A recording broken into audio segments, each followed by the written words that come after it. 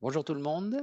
Nous sommes ravis de vous accueillir pour ce webinaire RDV CoPro, Rendez-vous CoPro, qui a pour sujet la sobriété énergétique à l'échelle de la copropriété et du logement.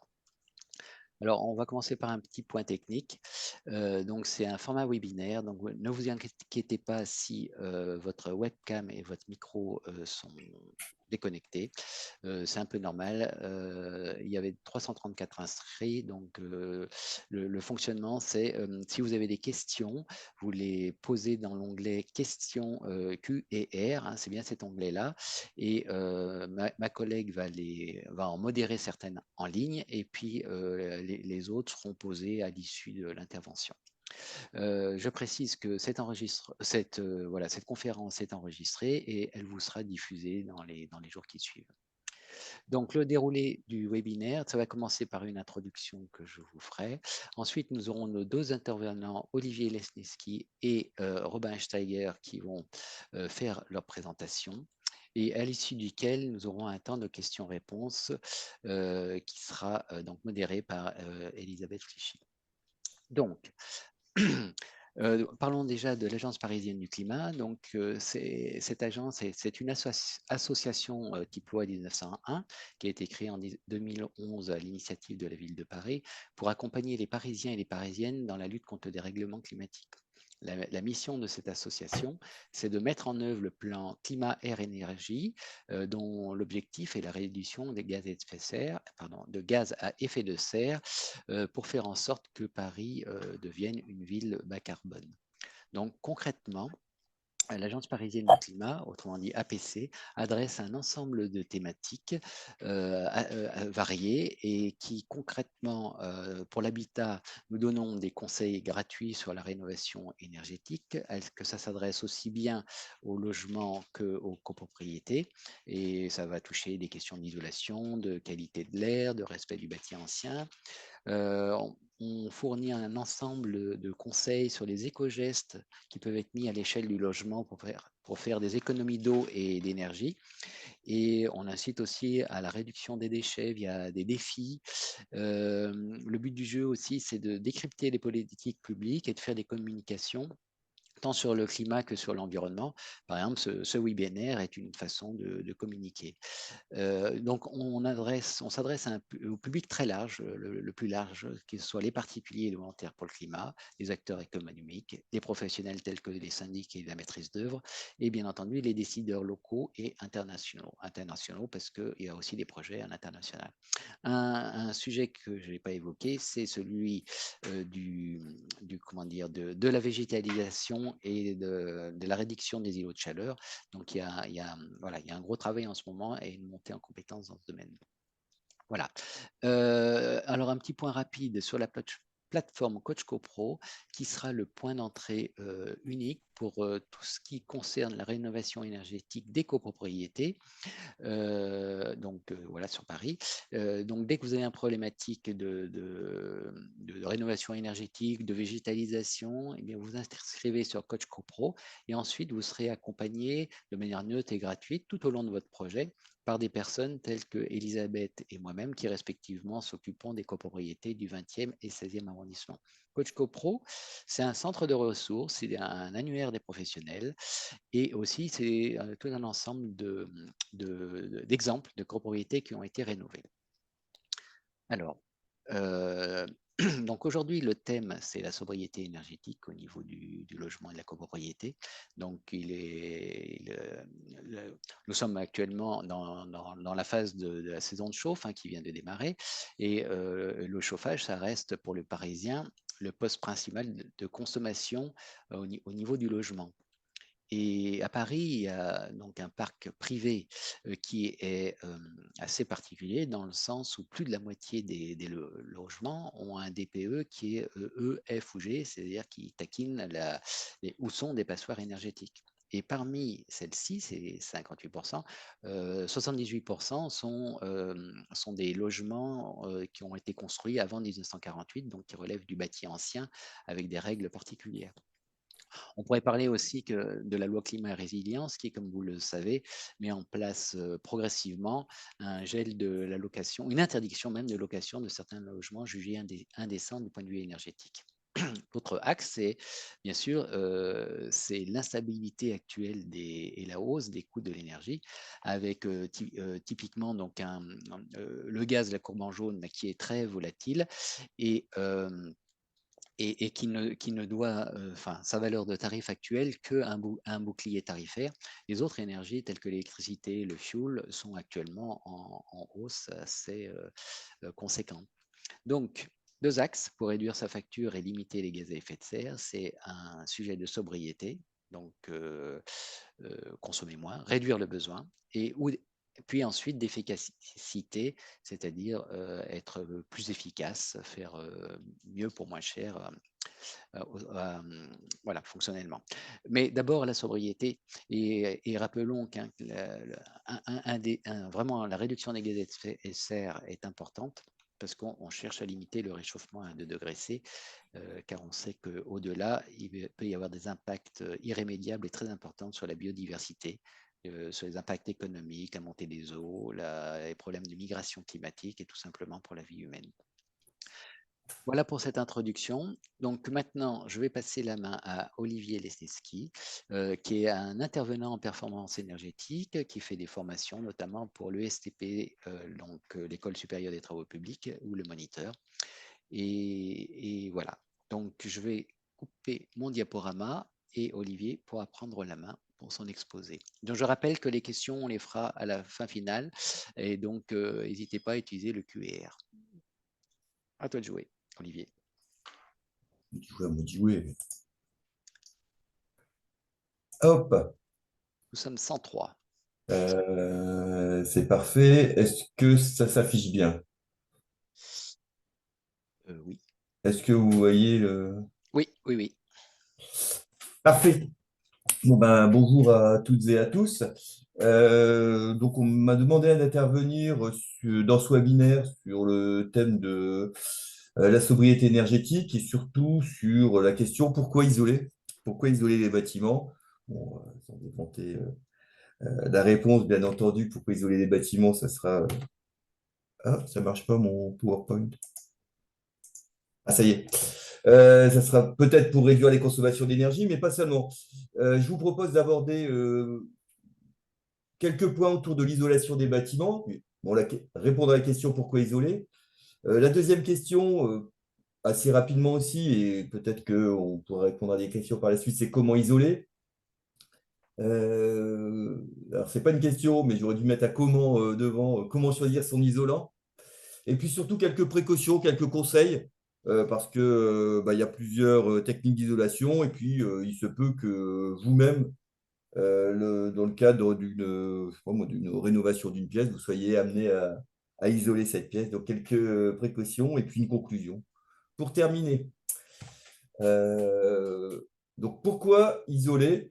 D'abord, pour réduire les consommations d'énergie. Alors là, je vous ai donné un exemple, hein, c'est assez marquant comment on va tendre à la réduction des consommations d'énergie, mais je laisserai mon confrère développer cette partie-là sur la partie économie d'énergie, hein.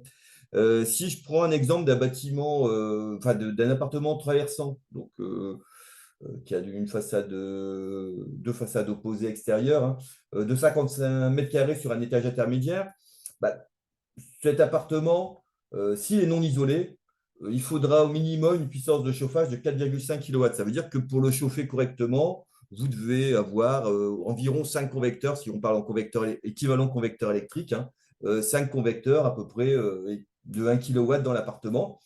Et puis, vous devrez arrêter de le chauffer à 17 degrés. Ça, c'est s'il est non isolé. Donc, 5 kW, 5 kW qui fonctionnent pendant 1 heure, 5 convecteurs de 1 kW qui fonctionnent pendant 1 heure, ça va consommer 5 kWh. Le même s'il est isolé, exactement le même, hein, donc en changeant les vitrages, en mettant du double vitrage et puis en isolant les murs extérieurs, cette fois-ci, on va avoir moins de 2 kW de puissance de chauffage. Ça veut dire qu'au lieu d'avoir plus de 4 convecteurs de 1 kW, presque 5, hein, là, 2 convecteurs de 1 kW vont suffire totalement pour chauffer. Si les deux convecteurs ils fonctionnent pendant 1 heure, comme les 5 convecteurs tout à l'heure ont fonctionné pendant 1 heure, j'ai pu consommer que 2 kWh et puis 5 kWh. Donc, vous voyez, ça réduit de façon assez conséquente la consommation d'énergie. Et puis surtout, bah, vous voyez, la température de non-chauffage, vu que le bâtiment est isolé, on va dire qu'il garde mieux la chaleur, bah, cette fois-ci, à partir de 12 degrés extérieurs, il n'y a plus besoin de chauffer le bâtiment parce que la simple présence des personnes, l'activité, j'allume une télé, je ne sais pas, ou autre, ça va suffire à chauffer le bâtiment.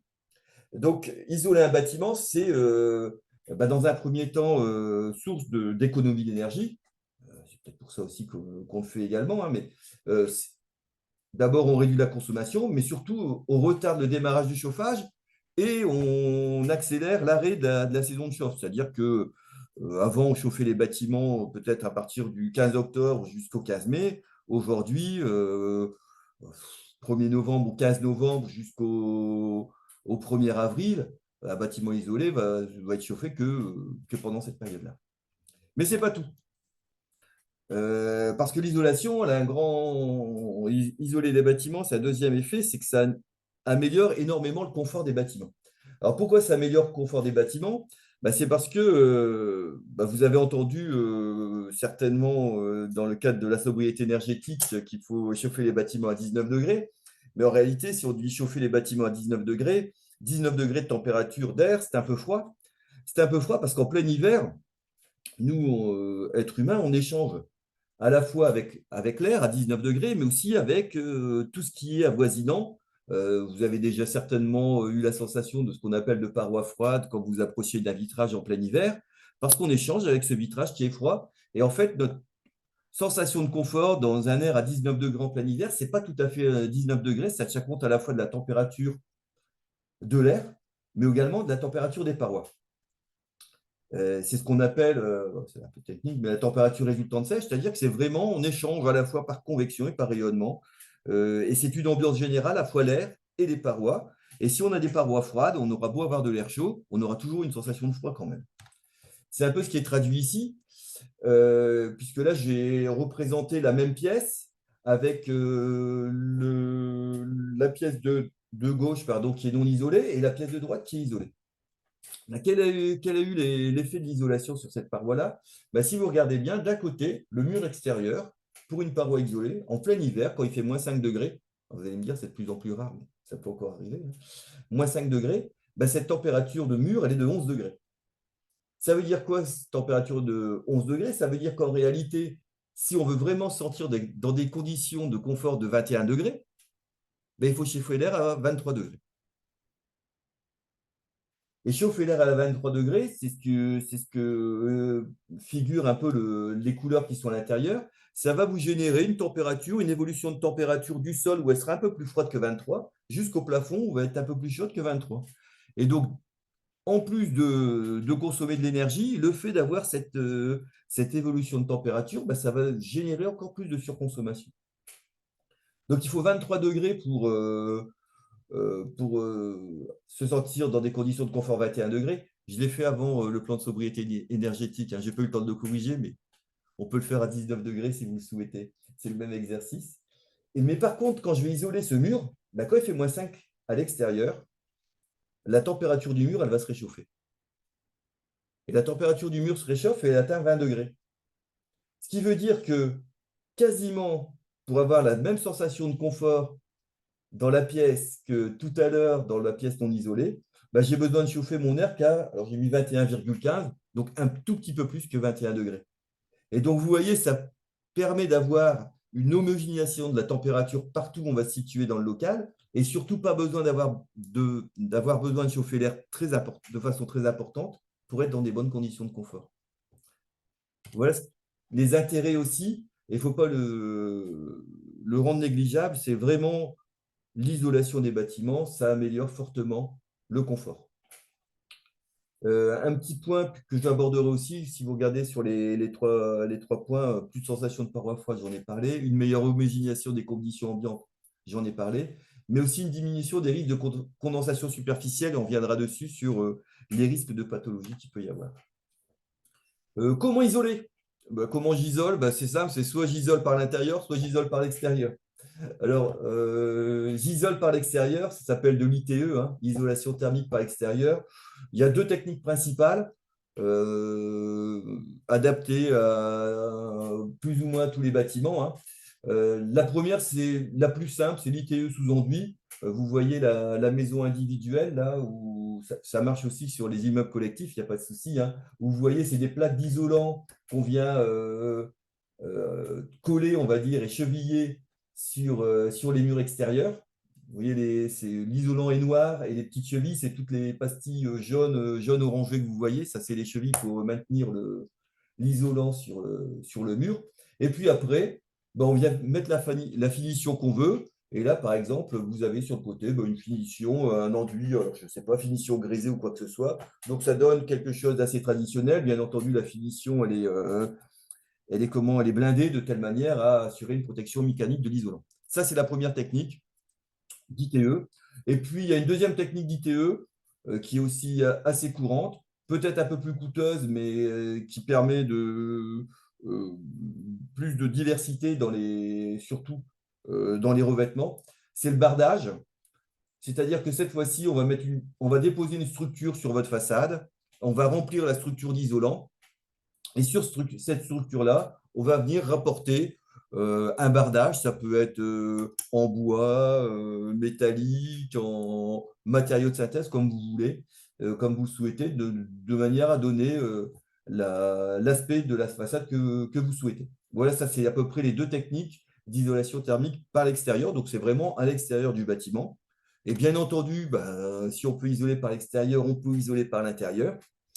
Euh, et là, de la même façon, il y a plusieurs techniques. Alors, la technique, je vais prendre la dernière, elle est assez confidentielle. C'est si vous voulez conserver un mur lourd, c'est d'isoler votre mur et puis d'imposer sur l'isolant une nouvelle cloison. Les deux principales techniques, c'est le doublage sur ossature et le complexe de doublage collé. Le doublage sur ossature, c'est ce que vous avez en haut à droite de l'image, c'est-à-dire c'est plutôt l'image où on voit un is. Je travaille pour aucune marque, hein, c'est pris, c'est un fournisseur, mais je travaille pour aucune marque. Vous voyez un is dessus, où vous voyez bah, tout simplement cette technique qui consiste à mettre une ossature à l'intérieur du bâtiment, donc mettre une ossature, habiller cette ossature, enfin à l'intérieur de cette ossature par de l'isolant, surtout bien assurer la continuité de l'isolant. Et puis, ce qui permet, bah, on voit un peu hein, quand même, ce qui permet de faire passer aussi les fluides, c'est-à-dire l'électricité, etc., derrière l'ossature, et habiller l'ensemble bah, de ce que vous voulez. Donc, la plupart du temps, c'est des plaques de plâtre, et puis qu'on vient finir comme on le souhaite. Ça, c'est une des techniques qui existent. Et la deuxième technique, c'est la photo du milieu, du bas du milieu. Hein. La photo du bas du milieu, vous voyez, c'est un complexe de doublage collé. Alors cette fois-ci, vous avez à la fois l'isolant et la plaque de finition qui sont déjà collés. Et cet ensemble-là, vous venez par l'intermédiaire de plots de colle, hein, c'est les plots blancs que vous voyez là, l'isolant il est gris, c'est par l'intermédiaire de plots de colle, vous venez le coller complètement sur le mur. Après, il faut jouer bien entendu sur les plots de colle pour conserver l'alignement. Euh, Avantage ou inconvénient entre ces deux techniques, bah, la technique du complexe de doublage collé est très facile à mettre en œuvre, mais il faut une surface extrêmement plane pour donner une finition correcte. La deuxième, donc c'est le doublage sur ossature, donc celle qui est en haut à gauche. Bah là, on a une meilleure tolérance sur les défauts de planéité. Si vous avez un mur, bah, par exemple un mur en pierre que vous voulez isoler par l'intérieur, pourquoi pas, alors on verra les précautions qu'il y a à prendre, ou un mur qui a des aspérités diverses et variées qui empêcherait la colle de bien se fixer, bah, vous pouvez très bien utiliser cette technique-là, elle est beaucoup plus fiable. L'image du bas que vous voyez en bas à droite, bah, c'est tout simplement une maison. Alors, c'est un peu particulier, c'est une maison à toiture bois ou qui est complètement isolée par l'intérieur avec bah, l'isolant qui n'est pas à nu, on reviendra dessus, qui est habillé de pare-vapeur. Donc, si on veut résumer ITE, UTI, un peu les avantages et les inconvénients, bah, l'ITI, typiquement, c'est une technique qui est utilisée pour une rénovation complète. Vous n'allez pas faire qu'une seule partie d'un bâtiment en ITI, à la rigueur un pignon total ou une façade totale, mais pas une partie du pignon, une partie de la façade. L'avantage de l'ITE, c'est que la plupart du temps, vous allez supprimer la plupart des ponts thermiques. Je dis bien la plupart des ponts thermiques, hein, et les ponts thermiques, c'est quoi? C'est des points de froid et des points de fuite de chaleur. Et donc, ça va être important de les traiter. Et l'ITE, naturellement, traite les ponts thermiques. Et puis, quelque chose qui n'est pas négligeable et qui est d'actualité, hein, c'est le confort d'été. L'avantage aussi de l'isolation thermique par l'intérieur, c'est que ça conserve l'inertie du bâtiment. Donc, ça va vous améliorer, en tout cas, ne pas vous réduire le confort d'été que vous pouviez avoir avant. Pour l'ITI, ce qu'on peut dire, c'est que c'est bien adapté à la rénovation partielle. On profite de changer une pièce pour faire de l'ITI, par exemple. Par contre, l'ITI, du fait de sa technique de pose, va conserver les ponts thermiques. Et c'est la belle photo là, que vous avez sur le côté. Vous voyez tous les ponts thermiques. C'est ce qui est en orange plus vif. Vous voyez les murs du pignon qui sont enfoncés. Et puis tout ce qui est les planchers et un des murs de refend qui apparaît fortement. Et donc ça, c'est vraiment des sièges de fuite de chaleur. Et si ce sont des sièges de fuite de chaleur, côté intérieur, c'est des points qui sont très froids. L'ITI, il y a de la perte de surface intérieure. Il ne faut pas l'oublier, ça, hein. Et puis, on peut aussi dire qu'il y a beaucoup de travaux induits, parce que si vous avez du chauffage à eau chaude, il faut déposer les radiateurs, etc., etc. Donc, il y a quand même quelques inconvénients liés à l'ITI, qui reste une très bonne technique d'un point de vue performance énergétique quand même. Choisir son isolant. Pour choisir son isolant, la première chose à faire, c'est regarder la performance. Et la performance, elle va être caractérisée par deux points qui sont la conductivité thermique du matériau, donc sa capacité à conduire la chaleur. Bien entendu, plus la conductivité thermique est faible, moins le matériau est capable, a une capacité de conduire la chaleur, donc plus il sera isolant, potentiellement, hein. Et puis aussi l'épaisseur du matériau. C'est la conjonction des deux, et pour être plus précis, même le rapport entre les deux, qui va faire la résistance thermique totale du matériau. Et ça, vous le trouvez à chaque fois que vous allez prendre des isolants, vous trouvez directement ces informations à poser sur l'isolant. J'ai mis à côté une étiquette d'isolant où vous voyez en vert, c'est la résistance thermique de l'isolant. Mais cette résistance thermique, elle a été calculée grâce aux deux informations qui sont cerclées de rouge à côté, qui sont la conductivité thermique, le lambda, 0,038, et l'épaisseur de l'isolant, c'est 50 mm, ce n'est pas centimètres, c'est des millimètres. Et donc, c'est bien la conjonction des deux, à la fois une conductivité thermique faible et une épaisseur importante, qui vous fera une bonne résistance thermique du matériau. Alors, pour vous illustrer ça, j'ai mis une petite phrase en bas, en baseline, c'est un mur en pierre de 50 cm est aussi isolant qu'environ 1 cm d'isolant. Donc, faites attention, l'épaisseur ne suffit pas. Il y a vraiment les deux éléments.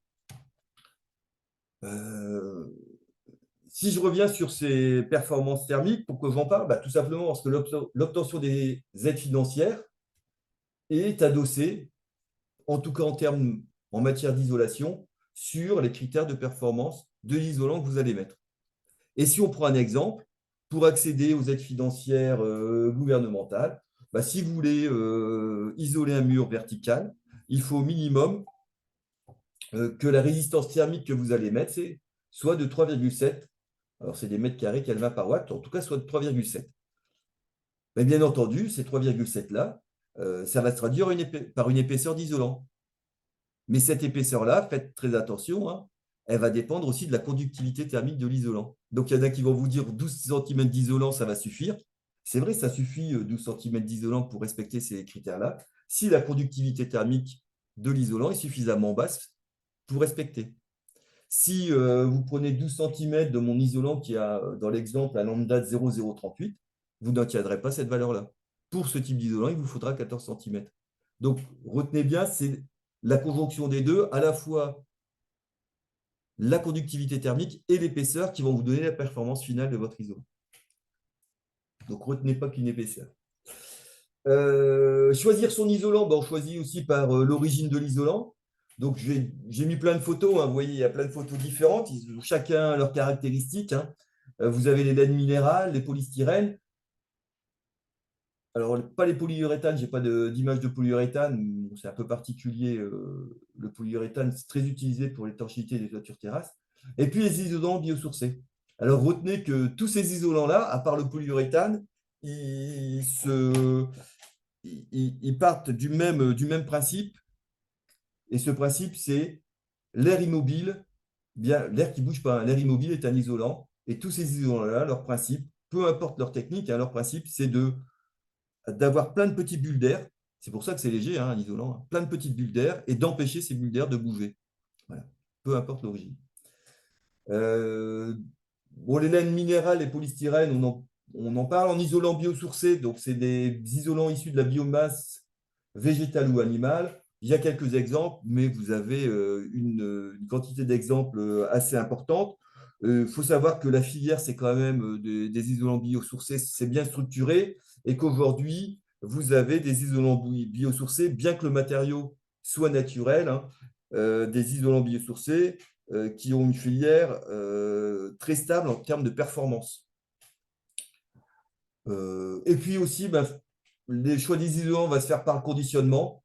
Et le conditionnement ça va dépendre de la façon de ce que vous allez isoler. Par exemple, en vrac pour des combes non isolées, en rouleau pour de l'isolant sous toiture inclinée, ou en panneau rigide ou semi-rigide pour des murs verticaux. Je ne vais pas commenter ce panneau-là, c'est simplement une sorte un ensemble d'isolants avec leur conditionnement qu'on peut trouver, les variations de valeur de lambda. Il y a juste un petit point, je ne l'ai pas évoqué, c'est peut-être pas le sujet, hein, c'est que pour fabriquer ces isolants, il faut parfois consommer de l'énergie. C'est ce qu'on appelle l'énergie grise, hein, l'énergie qu'il a fallu pour constituer ces isolants. Et on va de plus en plus parler de ces énergies grises. Déjà dans les bâtiments neufs, qui vont sortir, l'énergie grise des matériaux sera prise en compte dans la performance du bâtiment. C'est un point sur lequel il faudra être de plus en plus regardant. Je terminerai sur les précautions d'isolation, que ce soit pour l'ITE, l'ITI. J'avais dit que l'ITE, ça corrigeait presque tous les ponts thermiques. Ce n'est pas tout à fait vrai. Il y a un pont thermique qui peut rester si on ne le traite pas. C'est tout ce qui est l'encadrement des baies. Donc, si un jour vous devez faire l'ITE votre façade, de vos façades, en tout cas dès qu'il y aura des menuiseries, surtout ce qui est très important, c'est aussi de profiter de l'isolation par l'extérieur de ces façades-là pour pouvoir isoler aussi le retour d'encadrement des baies de telle manière à réduire les ponts thermiques. Ce retour, alors bien entendu, ça ne sera pas la même épaisseur, hein, pour réduire les ponts thermiques, ça peut être 2 ou 3 cm d'isolant. Ces 2 à 3 cm d'isolant va vous permettre de diviser par 3 les pertes de chaleur de ces encadrements-là, qui vont devenir très importants. Sur l'ITE, il peut y avoir des réflexions. Si vous voulez travailler, par exemple, l'isolation thermique par l'extérieur et la ventilation, vous pouvez peut-être avoir des isolants avec des épaisseurs plus importantes, de telle manière à pouvoir faire passer à l'intérieur, pourquoi pas, des conduits de ventilation et faire de la VMC double flux dans des bâtiments existants. Pour l'ITI, ce qui est essentiel, c'est d'assurer la continuité de l'isolant, hein. Faites attention à toute rupture d'isolant, ça vous fait chuter fortement la performance, donc la mise en œuvre est très importante à des isolants. Et puis surtout, il y a un autre petit point sur lequel il faudrait avoir de l'attention, c'est limiter les ponts thermiques intégrés. Alors, c'est quoi les ponts thermiques intégrés? Si je reviens sur les techniques, là, tac, tac, tac, je reviens ici.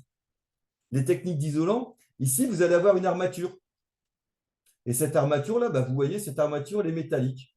Cette armature métallique, c'est quelque chose qui va réduire légèrement, parce que ça va créer un pont thermique quand même, réduire légèrement la performance énergétique de votre ensemble. Et donc, la performance finie sera pas tout à fait, du mur fini, ne sera pas tout à fait la performance du mur initial, enfin du mur projeté, pardon.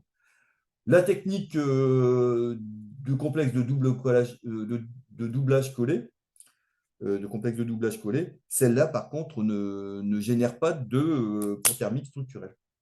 Voilà ce que c'est que les ponts thermiques intégrés. Et faites attention, en fonction de ça, vous pouvez avoir jusqu'à 50% d'augmentation des pertes thermiques. Alors, je ne vais pas dans le détail desquelles, hein, ne vous inquiétez pas. Normalement, on n'a pas ce nombre-là, mais faites attention à ça. Une technique simple pour éviter les ponts thermiques et pour réduire fortement les ponts thermiques intégrés, c'est si vous avez des doutes, c'est de passer d'une ossature métallique, par exemple, à une ossature bois, qui est beaucoup moins conducteur que le métal. Précaution aussi quand vous faites de l'isolation, que ça soit de l'ITE ou de l'ITI, surtout ne jamais obturer les grilles de ventilation existantes. Jamais obturer les grilles de ventilation existantes parce que la ventilation que vous avez dans votre bâtiment, c'est le meilleur moyen pour évacuer l'excès d'humidité des logements.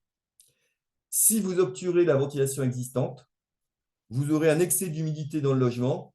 Et cet excès d'humidité dans le logement, vous voyez la photo à droite, hein, va générer de la condensation sur les points froids des parois. C'est-à-dire que c'est comme quand on souffle sur une vitre où on voit de la pluie apparaître. Là, ça va être la même chose. Il y a trop d'humidité dans le local. L'air va au contact de la paroi, la vapeur d'eau va se condenser. Et dès qu'il va y avoir de la condensation, vous allez avoir des développements de moisissures. C'est ce qui se passe sur l'image que vous avez. Donc, ce qui est important, c'est ne pas perturber la ventilation de votre bâtiment. Et si vous bouchez les grilles de ventilation existantes de votre bâtiment, vous devez compenser ça en mettant un autre système de ventilation pour continuer à avoir une ventilation correcte de votre bâtiment. Ça, c'est en plus un aspect réglementaire. C'est la réglementation qui l'impose. Toujours sur ITE, ITI, il y a un point sur lequel il faut faire attention aussi. C'est la nature des matériaux composant le mur. Pas tous les bâtiments, mais beaucoup de bâtiments avant les années 50, ils ont été construits en matériaux naturels de construction. Donc les matériaux naturels, c'est des matériaux qui échangent avec l'environnement et qui, pour leur stabilité, doivent échanger avec l'environnement, c'est-à-dire parfois avoir des périodes où ils ont des phases d'absorption d'humidité et puis des périodes où il faut qu'ils puissent rejeter cette humidité dans leur environnement proche. Et donc, le risque qu'il peut y avoir en isolant ces parois-là, sans prendre de précautions, c'est de couper ces échanges. Et couper ces échanges va risquer à terme de dégrader la paroi, voire de dégrader la stabilité mécanique de la paroi et donc de la fragiliser. C'est pour ça qu'il faut faire très, très attention au choix des matériaux quand vous avez ces parois-là, parce que vous avez des isolants qui vont avoir comme caractéristique de bloquer les échanges hygrothermiques des parois. Et puis, vous allez avoir des isolants qui, eux, vont laisser passer, ils vont laisser continuer les échanges hygrothermiques de ces parois-là. C'est pour ça que pour ce type de parois, les isolants en base de polystyrène sont à proscrire. Pourquoi? Parce que justement, ils empêchent ces échanges-là. Et si vous empêchez ces échanges-là, eh bien les murs petit à petit vont se gorger d'eau et vont peut-être geler, vont peut-être perdre en stabilité mécanique. Par contre, les laines de verre, de roche ou les isolants biosourcés sont des isolants qui conviennent très bien car ils laissent passer la vapeur d'eau et donc laissent passer les échanges d'humidité facilement de la paroi avec l'air environnant. Avec un point particulier pour l'ITI dans ces cas-là. Pour l'ITI, comme ça laisse passer, donc l'isolation thermique par l'intérieur, hein, comme ça laisse passer la vapeur d'eau, si vous ne prenez pas de précaution, il risque d'y avoir aussi de la condensation de la vapeur d'eau dans l'isolant. Et ça, il faut à tout prix l'éviter parce que ça va vous baisser les performances d'isolant. Et c'est pour ça que c'est la photo qu'il y a sur la droite également de la diapo. Hein. Il faut, pour l'ITI, associer à la pose d'une laine de verre, de roche, peu importe, ou d'un isolant biosourcé, ce qu'on appelle un frein vapeur, c'est-à-dire une membrane là, que vous avez. Vous voyez, c'est la membrane bleue sur la photo, hein, qui va freiner la diffusion de la vapeur en hiver pour éviter de la condensation à l'intérieur de l'isolant. Et par contre, qui va permettre au mur l'été de restituer sa vapeur d'eau à l'environnement extérieur. Et puis, je pense que c'est terminé pour moi. Donc, en conclusion, isoler un bâtiment réduit ses consommations d'énergie et améliore grandement le confort de ses occupants. Donc, ça, c'est indéniable. Bien choisir son isolant et sa mise en œuvre est important pour obtenir la performance voulue sans créer de nouvelles pathologies. Faites attention à ça.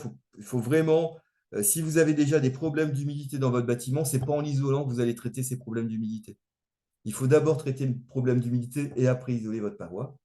Et puis surtout, le dernier point sur lequel je voulais revenir, je ne l'ai pas évoqué, hein, mais peu importe l'action que vous allez faire d'isolation, surtout ce qui est important, c'est quand vous allez faire cette action-là, faites-le au maximum parce que ce que vous allez faire aujourd'hui, ça va durer au moins 25 ans. Et c'est ce qu'on appelle, vous avez peut-être entendu parler qu'il faut pas tuer le gisement, il ne faut pas tuer le gisement, surtout dès que vous faites une action d'isolation, essayez de rechercher la performance maximale. Voilà, je vous remercie. Je ne sais pas si c'est le moment des questions, si on attend.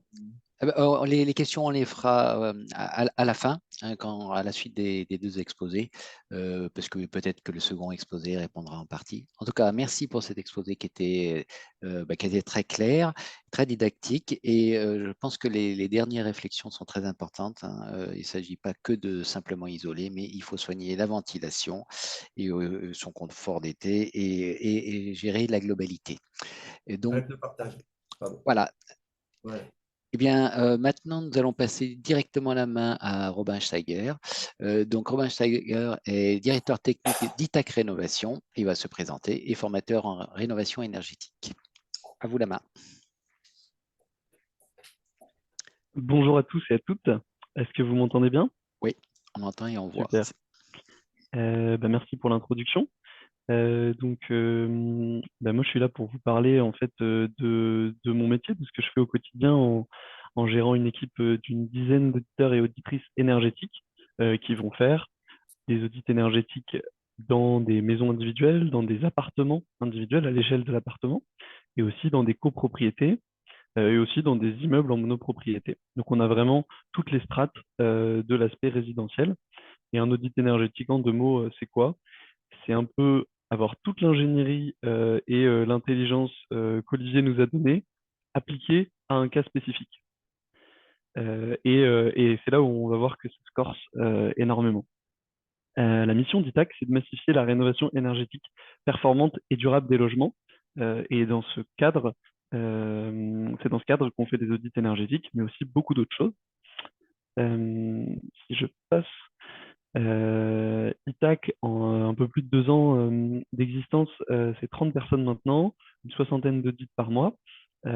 Et on a deux produits phares, un logiciel d'audit qu'on fait évoluer pour pouvoir faire des audits plus précis, plus rapides et adaptés au bâti, et un simulateur aussi en ligne d'étiquette énergétique en 30 questions. Alors, ça vaut pas du tout un audit énergétique, ça permet un petit peu de se situer en fonction des caractéristiques de son logement. On travaille notamment sur des projets avec le CSTB, avec l'ADEME, sur des projets de confort d'été. Par exemple, cet été, on a essayé de voir comment les Parisiens ont subi l'été, un été qui était un peu moins chaud. Et voilà, on est très attaché à suivre la consommation énergétique des habitants. Pourquoi faire de la rénovation énergétique à l'échelle de son appartement et également à l'échelle de l'immeuble? On a 5 raisons principales. La première qui ressort pour tout le monde, c'est le confort, et Olivier en a parlé longuement. Ensuite, les économies d'énergie. On peut vraiment, en allant à une isolation peut-être du type passif, parce que oui, il est possible de faire des appartements passifs jusqu'à 80% d'économie d'énergie. Il y a la motivation environnementale, bien sûr. Ensuite, il y a la valorisation verte. Il faut voir que ça dépend des zones géographiques, hein, mais les passoires énergétiques ont quand même de plus en plus de mal à se vendre. Et à contrario, les logements A ou B sont de plus en plus rares, donc de plus en plus chers. Et en dernier lieu, on a la contrainte réglementaire qui a été introduite tout à l'heure. Pour le moment, interdiction à la location de passoires énergétiques fougées, et puis ensuite interdiction à la location des logements E en 2034. Alors, on va s'intéresser, comme l'a dit Olivier, à la partie énergétique. Nous, on fait des audits énergétiques, donc on fait des simulations, et puis on regarde aussi les factures. Là, je vous ai mis l'exemple d'un immeuble parisien, et ce qu'on voit, c'est que l'énergie, elle part plutôt dans le chauffage. Là, c'est un chauffage électrique, donc ça doit être des radiateurs électriques, 80% dans le chauffage, 20% sur l'eau chaude sanitaire. Donc l'eau chaude sanitaire, c'est la douche, le robinet d'eau chaude quand on se lave les mains, la vaisselle. Et puis ensuite, on a une petite partie, donc éclairage, qui est vraiment très peu significatif. Alors, ça peut être plus gros si on a vraiment un ancien éclairage avec de l'incandescence. Donc, passer au diode, au LED, ça peut être très intéressant. La ventilation.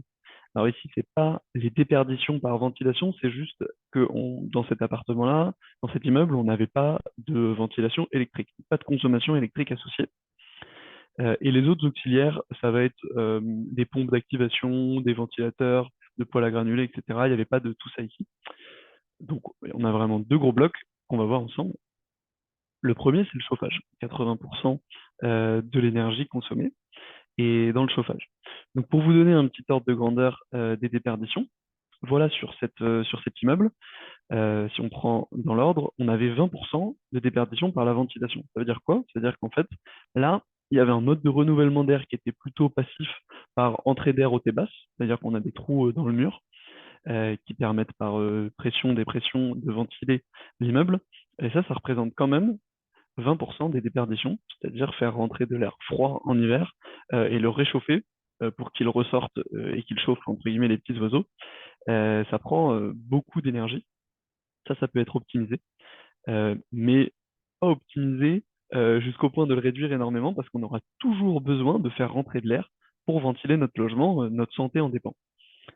Ensuite, la toiture, là, elle était un petit peu isolée, donc c'est pour ça qu'on retrouve 10%, sinon si elle n'est pas du tout isolée, on retrouve 30% des déperditions.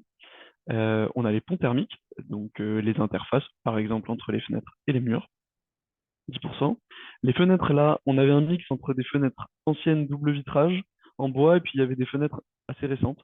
Donc on était seulement sur 20%, mais ça va être beaucoup plus si on a affaire à du simple vitrage partout. Les sols sont pas souvent une source de déperdition très importante à l'échelle globale du bâtiment. Là, on est sur 6% et pourtant, c'était pas isolé parce qu'en fait, en dessous du sol, souvent, on a soit la terre qui est pas aussi froide que l'air extérieur, soit on a une cave ou alors un vide sanitaire qui sont des locaux non chauffés qui montent quand même assez facilement en température. Et ensuite, les murs, bon, bah là, il n'y a pas photo, c'est le plus gros poste de déperdition. Voilà, pour illustrer, on avait quand même quelques murs qui étaient, là vous avez le placo, c'est un boîtier électrique qu'on a démonté, derrière on avait un peu de laine de roche, mais il y avait beaucoup de murs qui n'étaient pas isolés. Le deuxième poste de consommation, c'est l'eau chaude sanitaire. Et là, je ne vais pas vous détailler où est-ce que ça part et comment ça part, mais plutôt vous donner un petit peu des idées de mesures de sobriété qu'on pourrait apporter pour pouvoir réduire cette part d'eau chaude sanitaire. Donc la première chose, il y a plusieurs leviers sur lesquels on peut agir. Le premier, c'est de se dire on n'a pas envie de chauffer des zones euh, qui sont non désirées. Il peut arriver que les chaufferies contiennent la production d'eau chaude sanitaire ou alors les combles. Des fois, vous avez des ballons d'eau chaude dans les combles. Donc là, si le ballon d'eau chaude n'est pas isolé et si les conduits d'eau chaude qui amènent l'eau chaude jusqu'à chez vous ne sont pas isolés, on a des pertes vraiment gigantesques. Ça peut être 30% de pertes. Sur les 20% que vous voyez, c'est assez significatif sur la facture à la fin. Donc, une action toute bête, calorifuger les réseaux. Voilà, là c'est de la laine de roche, mais il peut y avoir des polystyrènes, il y a plein de choses différentes qui peuvent être faites. Et là, on s'entende bien, l'isolation n'est pas bien faite. C'est juste pour la beauté du geste qu'on a un petit peu de réseau, mais normalement on n'est pas censé voir le cuivre. Le deuxième point sur lequel on peut jouer, c'est la température d'eau chaude. En fait, là, j'ai pris l'exemple de l'interface graphique d'un nouveau chauffe-eau électrique, un chauffe-eau électrique tout simple. En fait, on a un réglage manuel qui est permis. Si vous mettez votre eau chaude à 70 degrés ou à 50 degrés, bah, c'est pas la même chose. Déjà, c'est pas le même ressenti en termes de chaleur. Et puis ensuite, on a moins de pertes parce que l'eau est moins chaude. Et du coup, ça, c'est des choses sur lesquelles on peut jouer. Et bien entendu, quand vous lavez les mains, vous prenez votre douche, etc., baisser la température, ça baisse très drastiquement la consommation d'énergie. Et ensuite, on a quelque chose qui est un peu plus passif, c'est d'installer des mousseurs, par exemple, sur les robinets. C'est ce qui fait que votre jet d'eau est pas laminaire, mais il est turbulent et tout blanc avec des bulles d'air. Et ça réduit le jet d'eau. Les pommeaux de douche aussi. Alors, ce qu'on peut reprocher aux pommeaux de douche dans ces cas-là, c'est que pour se faire un shampoing, c'est un peu plus compliqué, mais on en trouve quand même qu'on une bonne pression, même s'il y a un tout petit débit. Donc une bonne pression bien localisée, ça n'empêche pas d'avoir un tout petit débit. Et en fait, à la fin, c'est vraiment des économies d'énergie.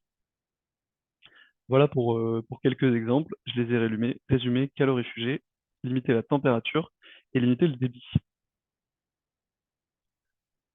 Une un petit moment règle d'or de la rénovation, mais je pense que Olivier en a parlé. Si on isole, et c'est la première chose à faire pour tous les arguments qui ont été donnés, limiter les consommations, ralentir la période de chauffage, être plus confortable, on va, en ce faisant, étanchéifier le logement. C'est-à-dire qu'on avait avant des fenêtres simple vitrage bois qui se fermaient mal, ça ventilait très bien la chambre. Par contre, si on met des fenêtres double vitrage hyper étanches, le matin, au réveil, vous allez avoir de la condensation. Pour ces raisons-là, et puis l'isolation des murs, etc., on ventile. C'est hyper important de mettre une ventilation mécanique pour s'assurer d'un bon renouvellement de l'air. Et ensuite, on s'intéresse au système de chauffage. Mais il ne faut pas prendre le sujet dans le mauvais sens. Il faut vraiment aller dans ce sens-là. Euh, Parce que voilà, le risque est de rater sa rénovation énergétique. Ça serait un peu dommage.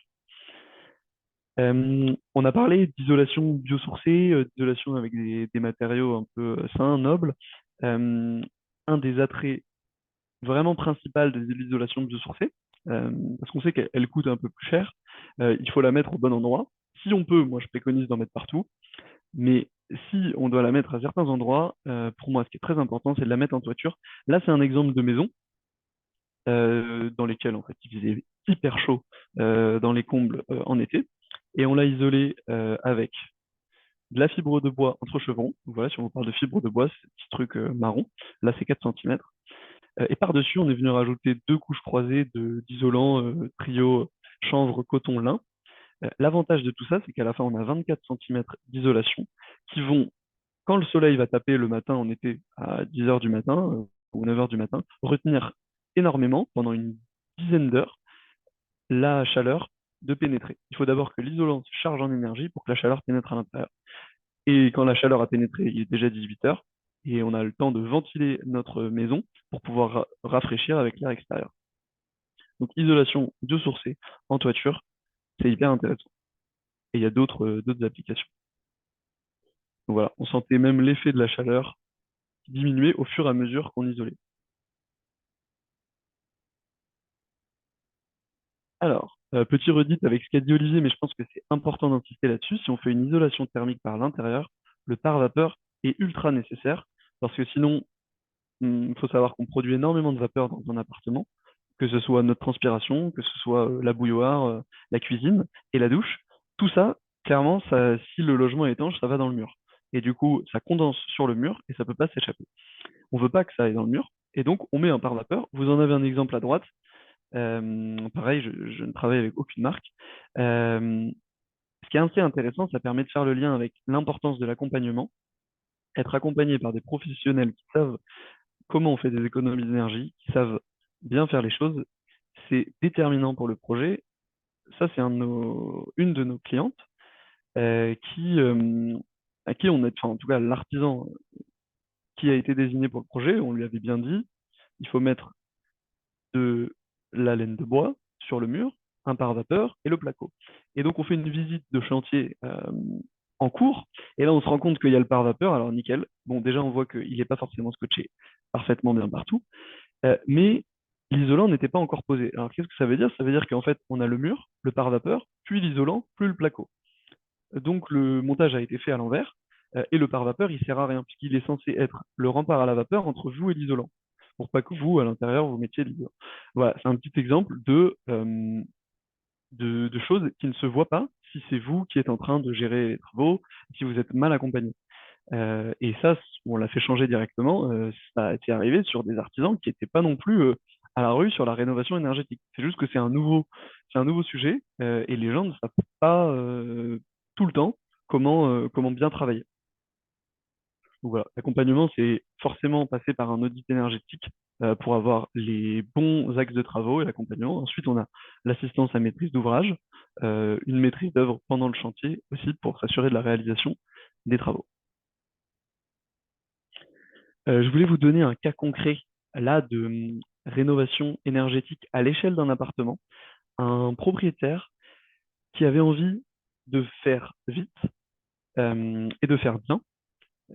Il avait dans un coin de sa tête l'envie d'embarquer toute sa copropriété, mais il savait qu'il avait quand même des choses qu'il pouvait faire intérieurement pour pouvoir louer rapidement son bien euh, et améliorer le confort de son locataire. Donc il part de G, on lui fait 3 scénarios, étiquette D, étiquette C, étiquette C, dans le scénario 2 et 3. Ensuite, il fait ses travaux. Alors, ses travaux, on va avoir une isolation fine des murs par l'intérieur, on en reparlera, des changements de menuiserie, là on a 3 menuiseries, des accumulateurs électriques, une création de VMC, hygroréglables, et tout un ensemble de coûts induits qui sont quand même peinture, etc., chiffrés à 20 000 euros. L'habitant fait ses travaux et il atteint l'étiquette énergétique D comme annoncé via un diagnostic de performance énergétique. Donc il atteint un certain confort. Il est quand même motivé pour aller au-delà de ça et faire des travaux avec sa copro pour atteindre l'étiquette A ou B. Et il peut louer son logement parce qu'il est en étiquette D et donc il est conforme à la réglementation. Ensuite, quelques statistiques à avoir en tête, quelques chiffres.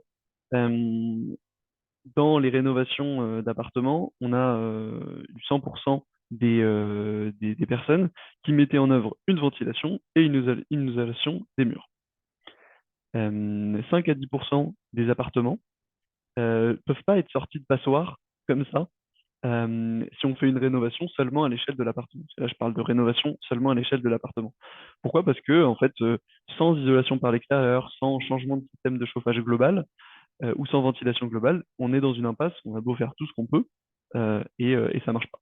En réalité, le chiffre est un peu plus grand parce que on a aussi des cas où on pourrait le faire, mais ça n'a pas de sens. Techniquement, économiquement, on n'a pas envie de tuer le gisement, donc on ne le fait pas, on attend pour plutôt passer à des travaux à l'échelle de la copropriété. 20 à 50 000 euros, c'est quoi prévoir pour passer de G à D, donc d'une étiquette de passeur énergétique, à la moyenne énergétique des appartements et maisons en France dans une rénovation. Pourquoi faire un audit avant de faire des travaux? On a 4 axes. S'assurer que l'investissement qu'on a fait il est utile en termes énergétiques, en termes financiers. Éviter les erreurs de travaux. Souvenez-vous là du pare-vapeur posé à l'envers. Ça, plus un suivi, ça permet d'éviter ça. Garantir une note énergétique en sortie de travaux, parce qu'en fait, vous pouvez aussi faire des travaux sans audit énergétique, mais vous ne savez pas trop où est-ce que vous allez arriver. Avec une simulation, là au moins, on est plus sûr sur ce point-là. Et être mis en relation aussi avec des artisans de confiance et conseiller au jour le jour sur les travaux via l'assistance à maîtrise d'ouvrage, avoir des devis qui sont relus et potentiellement même aller un peu plus loin dans des visites de chantier. Et ben, c'en est tout pour moi. Je voulais juste rajouter un petit point, mais je sais que les questions vont être super intéressantes. J'ai commencé à les regarder.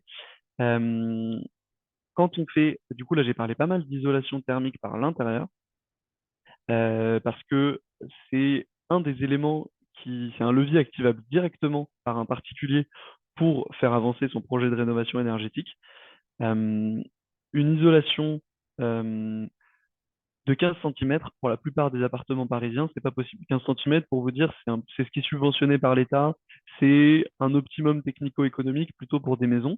Pour des appartements, si le prix du mètre carré est très cher et qu'on n'a juste pas beaucoup de place pour vivre, hein, c'est pas forcément hyper intéressant. Donc on peut, il faut savoir quel est l'impact, mais faire des isolations un peu plus fines.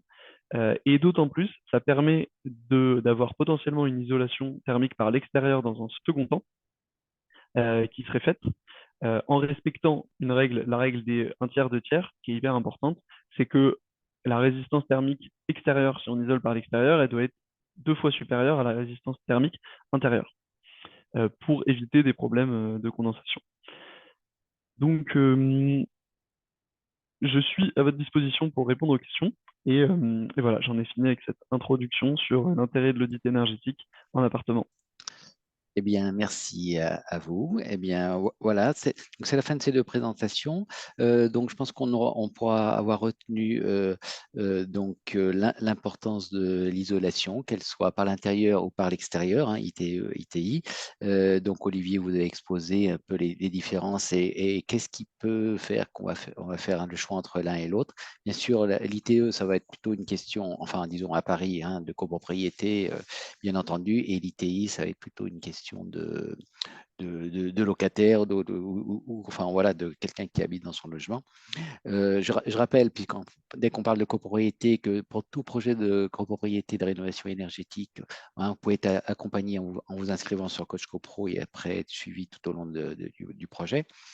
Et pour les questions d'ordre, on va dire plutôt de logement, là, vous pouvez prendre un rendez-vous, poser des questions sur le site de l'APC, puis on vous répondra. Enfin, des rendez-vous, ça va être un rendez-vous téléphonique, hein, on ne se déplace pas sur place.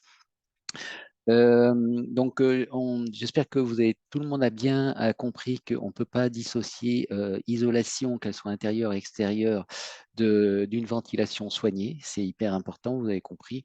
D'autant plus si on change ses fenêtres, puisque elle risque d'être piégée intérieure et de produire des désordres uniquement par une utilisation par l'intérieur et aussi, surtout, il faut respecter le bâti ancien et qui peut être très sensible à ces questions-là. Donc ça, c'est les choses qu'il faudra bien avoir retenues de ces deux interventions, je pense. Et puis, et dans la même lignée hein, que pour le bâti ancien, on ne fait pas n'importe quoi, on utilise les matériaux adéquats qui sont capables de laisser la vapeur d'eau. Hein, donc, c'est bien la différence entre air, vapeur d'eau et eau. Donc, la vapeur d'eau doit pouvoir passer. Bien sûr, on cherche à avoir une étanchéité à l'air, hein, par vapeur, et bien entendu à l'eau. Et j'ai noté aussi un petit point important, c'est que l'intérêt de l'isolation par l'extérieur, c'est que ça permet de conserver l'inertie, de maintenir l'inertie, qui est quelque chose qui deviendra de plus en plus important avec la problématique de chaleur. Voilà. Et bien sûr, bien sûr, avec 80%, enfin, quand le chauffage fait 80% d'un budget, on comprend bien que si l'impact que ça peut avoir sur nos consommations en termes de coûts, si on travaille le sujet là, et ensuite on retiendra aussi la valeur verte. Donc, alors, il y a pas mal de questions, donc je vais passer la main à Elisabeth, qui va tâcher d'y répondre. Certaines, relèveraient plutôt d'un accompagnement coach copro, mais bon, à voir. Et beaucoup des questions sur les épaisseurs, sur les varnages. Donc, Elisabeth, à toi. Ok, Merci. bonsoir à tous. Merci aux deux intervenants. Donc, dans les questions, oui, tout d'abord, au début de la première intervention, on a eu pas mal de questions sur les isolants par l'extérieur pour les immeubles type haussmannien, d'une part pour respecter l'apparence et d'autre part pour avoir les autorisations d'urbanisme. Donc, je ne sais pas si vous aurez une réponse sur le deuxième point, mais qu'est-ce qu'on peut mettre comme isolation par l'extérieur pour des immeubles anciens type haussmannien? Donc, c'est peut-être plus pour Olivier Lewinski.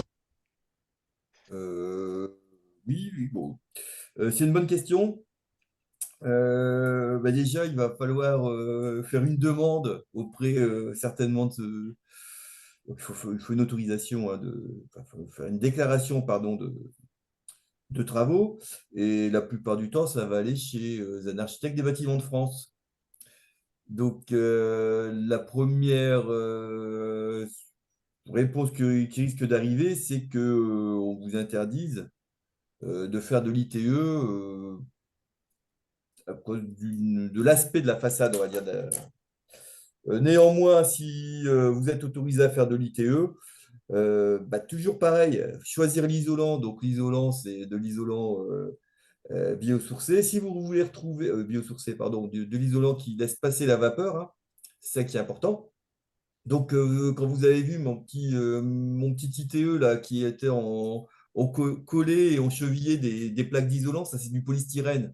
Donc ça, c'est à proscrire, hein, puisque vous allez couper l'échange.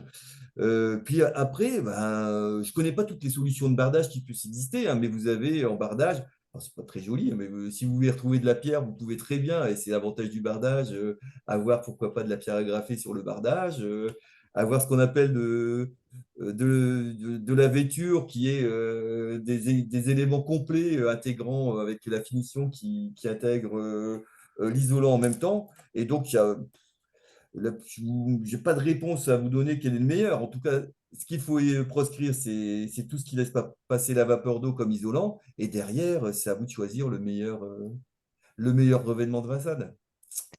Voilà, Et si je peux merci. rebondir là-dessus, euh, souvent, ça va être beaucoup plus facile de le faire sur cours que sur rue. Euh, Si on prend un autre type de bâtiment qui sont les habitats bon marché ou alors tous les habitats qui ont de la brique extérieure, là, c'est quand même un surcoût, mais c'est possible de reproduire des aspects briques à l'extérieur au-dessus d'un isolant. Euh, et en dernier lieu, sur cours, on a souvent, très souvent des enduits blancs parisiens typiques. Donc là, on peut faire une isolation avec sous-enduit pour un coût un petit peu réduit. Et sur les isolants, moi je rejoins Olivier, quelque chose de perspirant. Donc c'est pas forcément systématiquement du biosourcé, même si c'est mieux du biosourcé. Tout le biosourcé, ça passe. Il peut y avoir aussi de la laine de roche qui passe, qui est à un coût un petit peu moins important, mais qui va se dégrader un peu plus vite dans le temps avec la présence d'humidité que les autres isolants. Voilà, merci à tous les deux pour cette réponse. Et j'ajouterai pour la personne qui disait on a eu un refus de la direction de l'urbanisme, qui a différentes raisons pour lesquelles il y a des refus et qu'il y a une évolution. C'est-à-dire qu'aujourd'hui, le plan climat-bioclimatique est révisé. Donc déjà, aujourd'hui, il y a peut-être une réflexion qui évolue sur ces questions d'isolation par l'extérieur.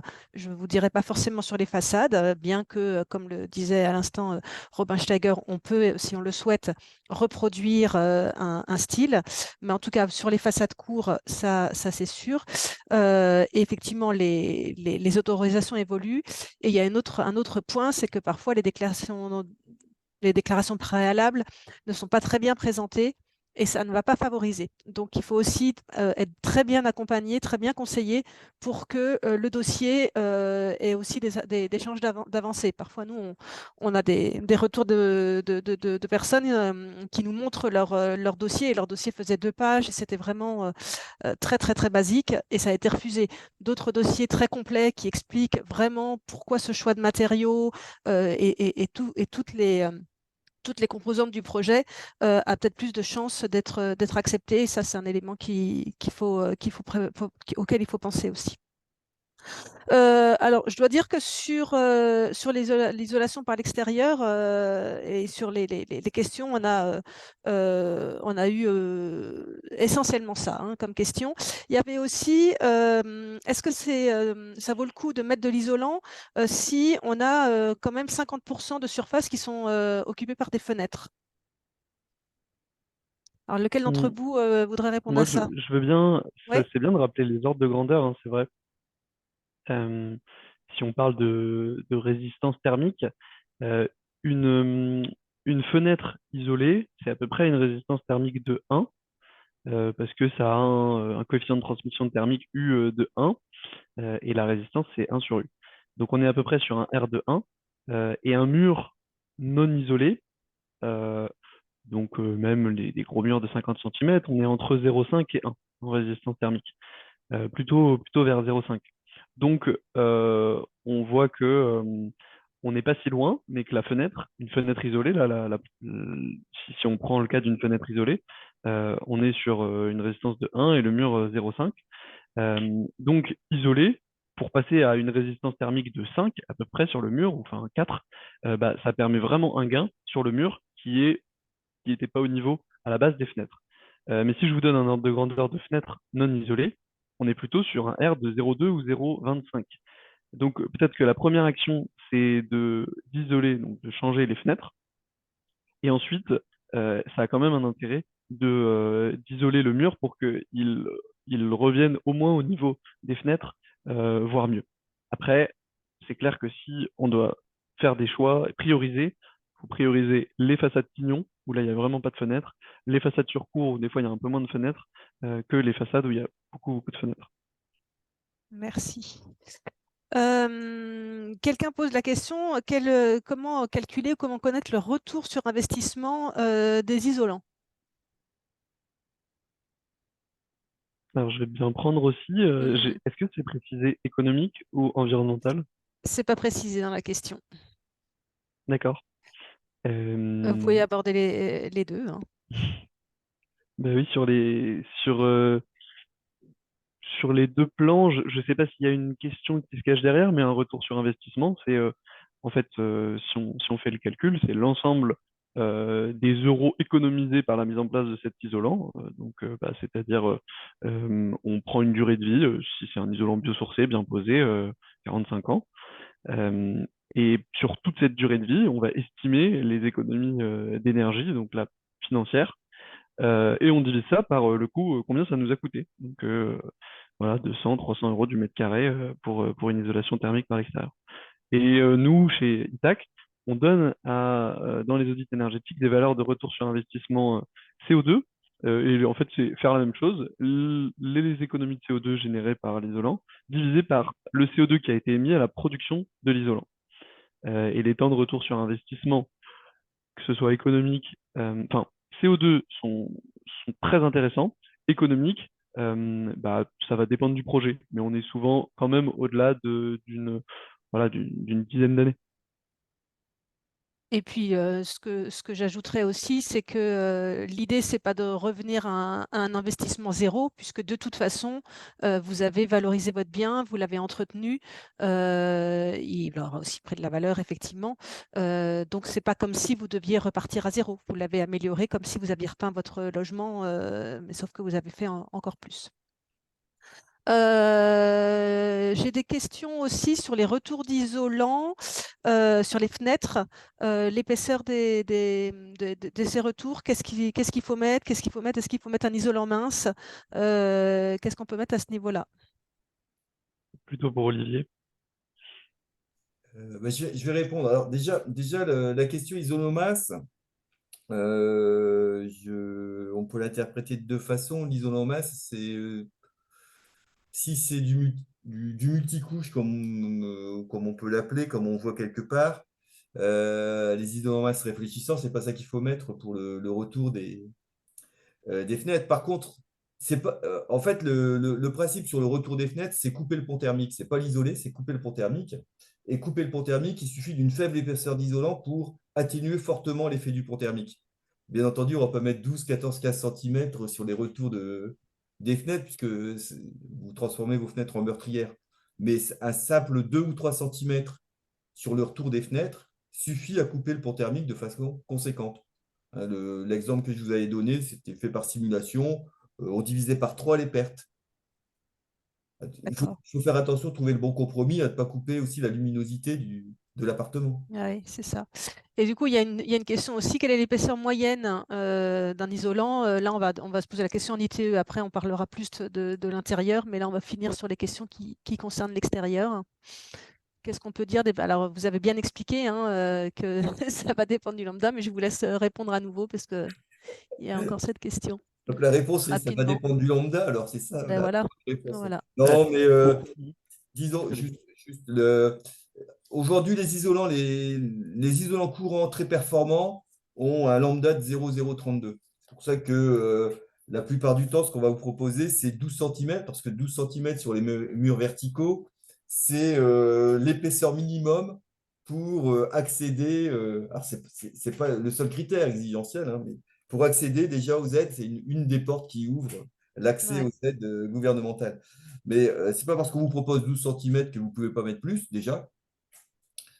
Bien sûr, par l'intérieur, ça va être plus délicat, mais sur l'extérieur, il ne faut pas hésiter à mettre des épaisseurs supérieures si vous avez l'opportunité de le mettre avec des lambdas très performants.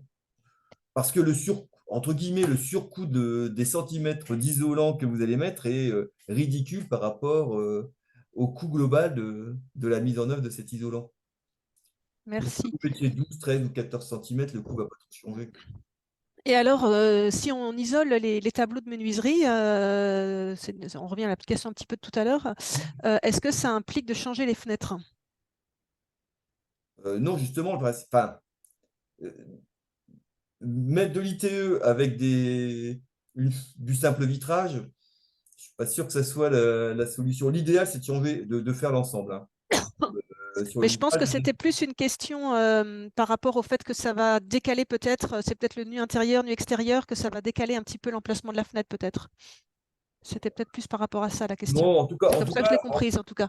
en tout cas, ce qu'il faut surtout faire attention, c'est que le retour d'isolant, il ne couvre qu'à peine le dormant de la fenêtre, c'est-à-dire la partie qui ne bouge pas. C'est ça qui est l'essentiel. Après, derrière, si on prend toutes les précautions de mise en œuvre nécessaires, alors si c'est de la menuiserie bois, faire attention à ne pas enfermer de l'humidité quand vous allez isoler derrière et surtout laisser le joint libre et pas recouvert d'un enduit, il n'y a pas de raison de changer ses fenêtres. Merci. Dernière question sur les isolants, disons en ITE. Est-ce qu'ils se dégradent plus rapidement que les autres? Est-ce qu'il y a plus de risque d'incendie? Monsieur Leminski. Est-ce Euh, qu'il y a un facteur de tenue dans le temps également? alors, je vais pas répondre. Moi, je connais des bâtiments isolés depuis 40 ans par extérieur. Donc, ils sont encore isolés et l'isolant tient bien. Effectivement, ça va dépendre de plusieurs phénomènes. Donc, ça va dépendre de la technique que vous allez prendre et de la façon dont ça a été mis en œuvre.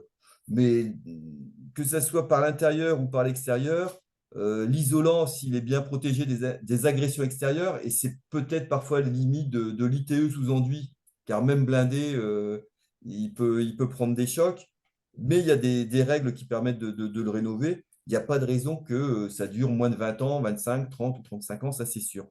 Maintenant, pour les feux, effectivement, il y a des réglementations spécifiques parce que le polystyrène, par exemple, est un isolant qui prend feu et qui peut induire des feux de façade. Néanmoins, on peut appliquer pour limiter le développement des feux des règles qu'on trouve dans certaines des instructions concernant le désenfumage et les règles incendie, c'est-à-dire de faire un mixte entre de l'isolation avec du polystyrène, qui est classé M0, donc très inflammable, et des bandes de laine de roche qui sont là pour couper la propagation du feu sur la façade. Voilà ce que je peux vous dire. Mais oui, il D'accord. peut y avoir des feux de façade. Entendu. Ben, merci. Je crois que sur les questions d'isolation par l'extérieur, on a déjà à peu près tout abordé. On verra après il y a d'autres choses. Donc, on a aussi beaucoup de questions sur l'intérieur. Donc, bon, déjà sur l'épaisseur de l'isolation, mais je crois que si vous voulez compléter, vous le ferez, mais je crois que vous en avez déjà parlé. J'ai une question sur les moulures des appartements. Comment faire quand on a des moulures à l'intérieur d'un appartement? Donc, peut-être Robin Schlager. Et il faut s'entourer d'un bon artisan parce que les moulures, c'est rien d'autre que des plâtreries. Alors, je vais pas toutes les mettre dans le même panier, mais souvent, voilà, un bon plâtrier va vous refaire des moulures. Vous mettez, enfin, on cache ces moulures-là. On met notre ossature, on met l'isolant, la plaque de plâtre ou le parement. Et puis par-dessus, on peut refaire une moulure, ensuite peinture, etc. Donc ça c'est possible. Ça demande quand même une reprise effectivement de l'esthétique intérieure, mais c'est vraiment possible. Et du coup, ce qui n'est pas recommandé, ce serait de se dire j'isole jusqu'à l'endroit de la moulure et j'isole pas sur la moulure, parce que là, on a vraiment un gros pont thermique.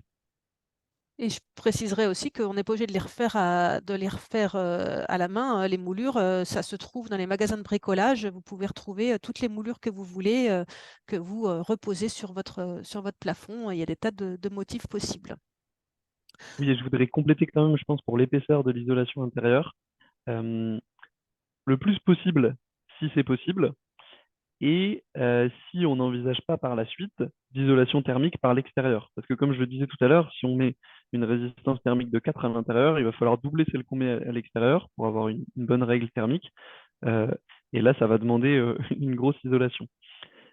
Sinon, il est quand même important de savoir que une isolation, même en fait, les premiers centimètres d'isolant sont hyper importants. Et plus on va rajouter des centimètres d'isolant, moins le gain marginal, le gain par centimètre est important. Euh, un ordre de grandeur pour ça, en fait, c'est de se dire que si on veut atteindre 50% de déperdition en moins, un gain de 50%, diviser les fuites par deux, il faut mettre dans les 8-9 cm d'isolant. Et puis ensuite, bah, si on monte jusqu'à 15 cm, là je parle pour de la laine de roche, hein, en isolant avec un lambda de 0,04, on arrive à 70% des déperditions.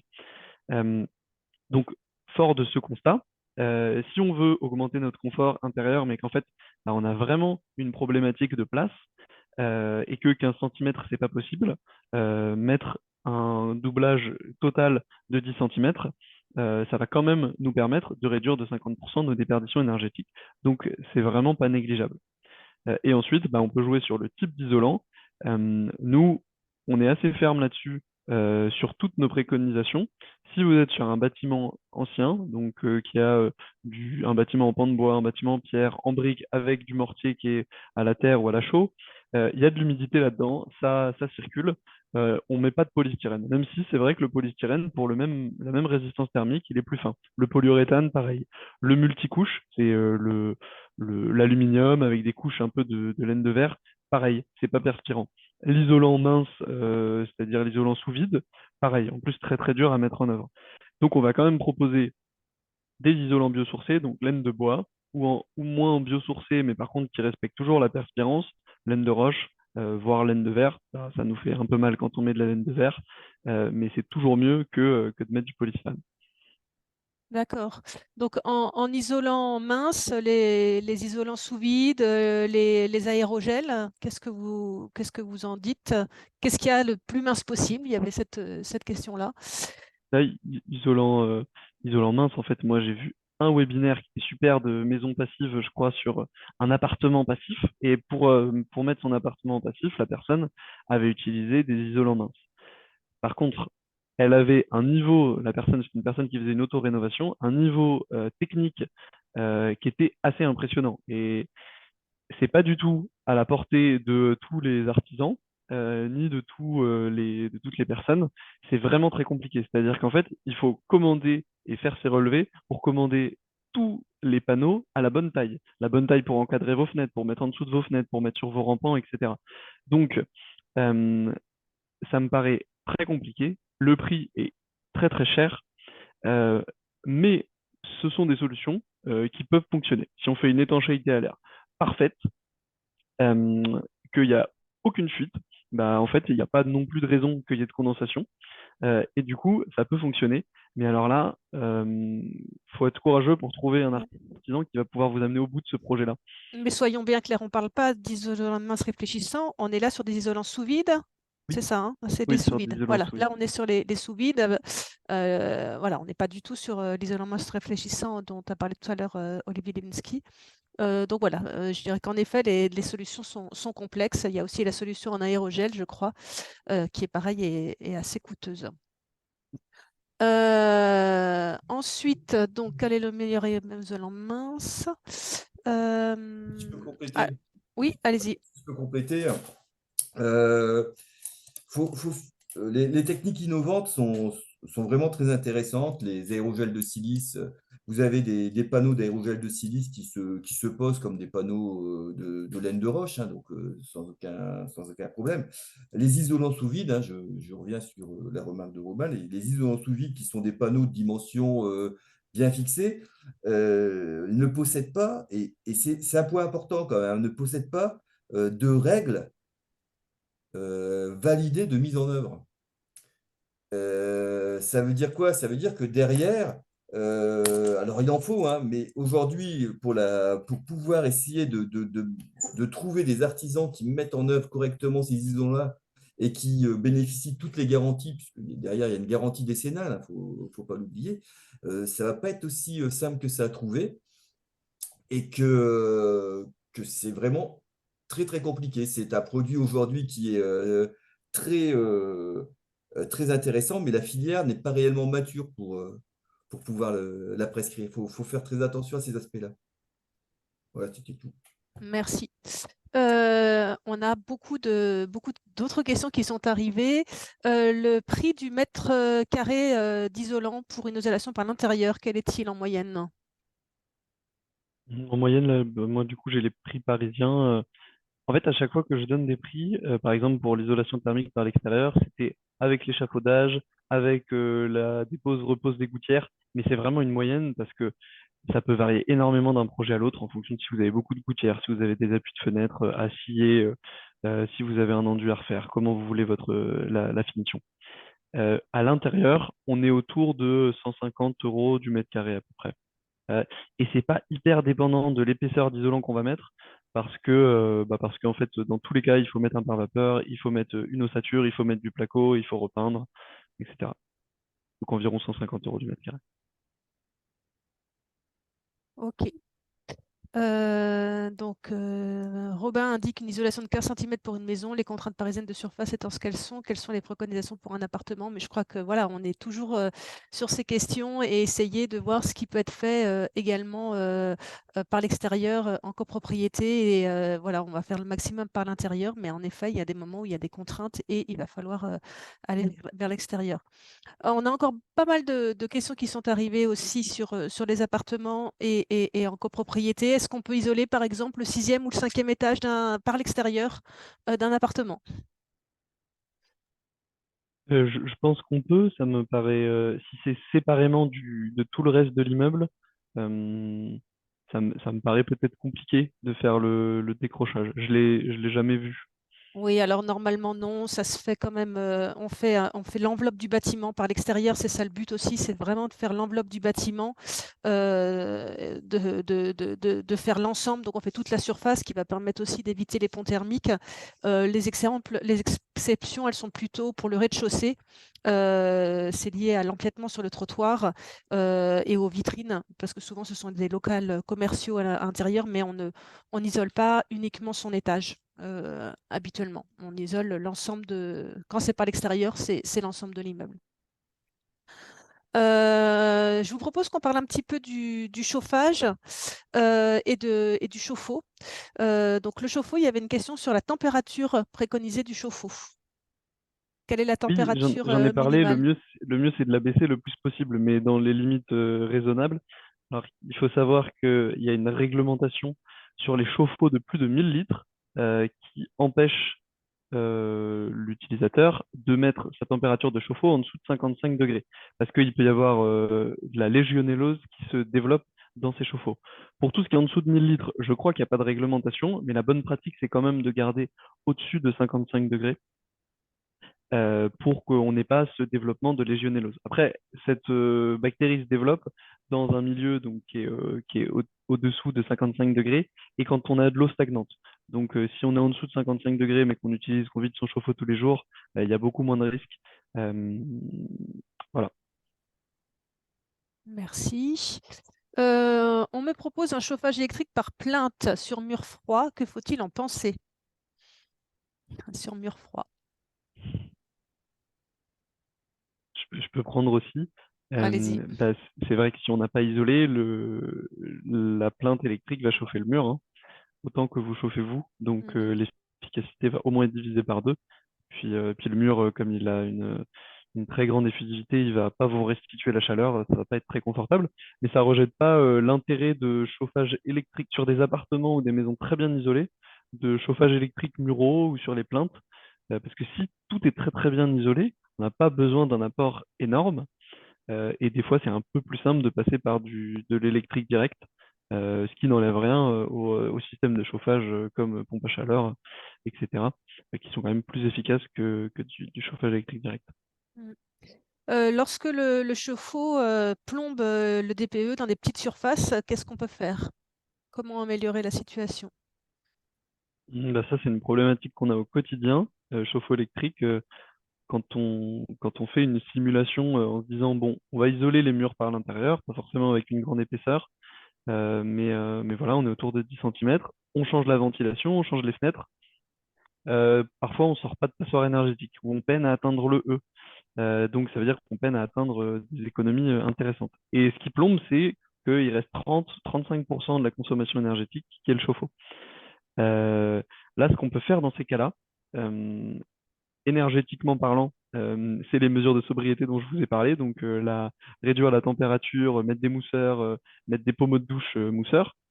Mais ça, malheureusement, c'est pas pris en compte par le DPE, si votre objectif c'est d'atteindre une bonne étiquette énergétique. Si vous êtes en système de chauffage collectif, motiver sa copropriété à changer de système de chauffage, se raccorder au réseau de chaleur si possible. Si vous êtes en chaudière très ancienne, peut-être passer à une chaudière gaz condensation.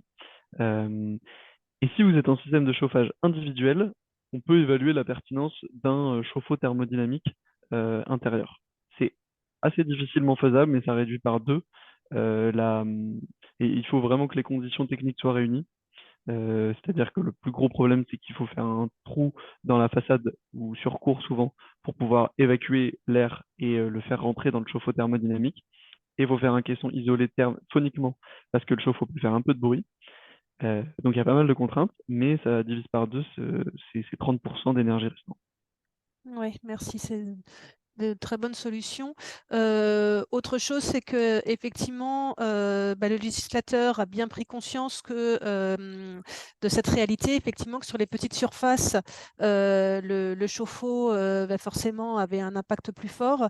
Et vraisemblablement, en 2024, il y aura une évolution sur les modes de calcul pour que ce soit moins déperditif pour les petites surfaces, mais on en saura plus probablement l'année prochaine.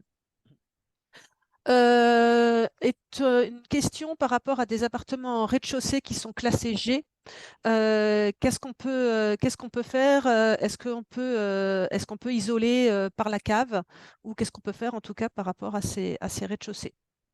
Et si on isole par la cave, comment ça se passe par rapport à la copropriété? Je ne sais pas si Olivier, tu as une idée là-dessus. Sinon, moi, j'ai une réponse. Sur la technique, mais par rapport à la copropriété, je ne sais pas ce qu'il faut voter, mais ça, j'en suis pas au fait, donc je te laisse répondre. Bah, oui, ça se décide en copropriété parce que c'est les communs. Euh, et du coup c'est la copropriété qui prend en charge ça. Moi, thermiquement, et je ne sais pas si Olivier, tu me rejoins là-dessus, mais j'en ai visité des caves d'appartements pour avoir une isolation par dessous qui est continue, qui ne génère pas de pont thermique, qui suit les voûtes, parce que souvent on a des voûtes dans les appartements, dans les immeubles parisiens. C'est très compliqué. Et pour moi, ça ne va pas être contre-productif, mais en termes de gains énergétiques, j'ai du mal à voir ce qu'on peut gagner, parce qu'en plus, il faut bien savoir quand on fait une isolation par dessous, on isole en dessous de la dalle. Et c'est souvent compliqué de faire des retours d'isolant, mais même si on en fait, il peut y avoir la chaleur qui passe de votre appartement dans le plancher et qui s'en va sur les côtés. Donc, énorme pont thermique et efficacité qui est fortement réduite. Donc, la solution qui reste pour moi, qui est la plus intéressante, c'est d'isoler par le sol. Mais par contre, pour moi, ça serait c'est quand même une des dernières solutions d'isoler le sol. Je préconiserais d'abord d'isoler les fenêtres, les murs, ventilation, et ensuite, si on veut vraiment atteindre, si on n'y arrive pas, isoler le sol, mais plutôt par l'intérieur, parce que à moins que vous ayez sous votre copropriété un garage, où là, c'est facile d'isoler, on met de la ouate de cellulose soufflée, humide, ça marche. Ça va être très compliqué et sûrement peu efficace énergétiquement parlant. Juste pour compléter, euh, les caves ne sont pas à la température extérieure.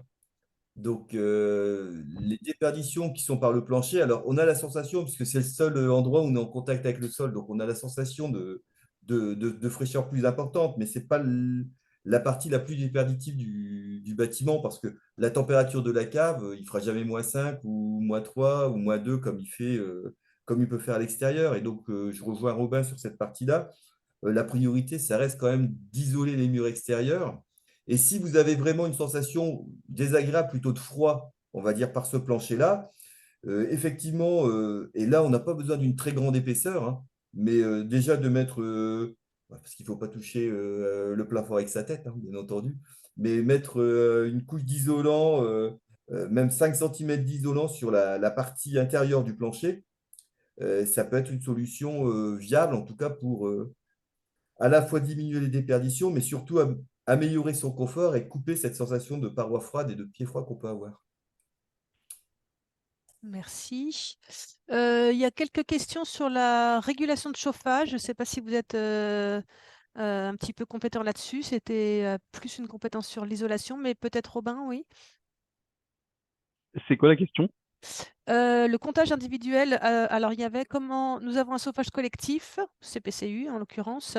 Connaissez-vous des systèmes de comptage individuel de la consommation? Et il y avait aussi quelqu'un avec des répartiteurs, 30% des frais de chauffage restent payés au millième. Donc ne serait-il pas normal de répartir les frais d'eau chaude entre les 70% sur le relevé des compteurs? Ok, deuxième question un peu technique, où là je vais avoir du mal à répondre honnêtement, en passant dans les millièmes de la copropriété, etc. Et sur le CPCU,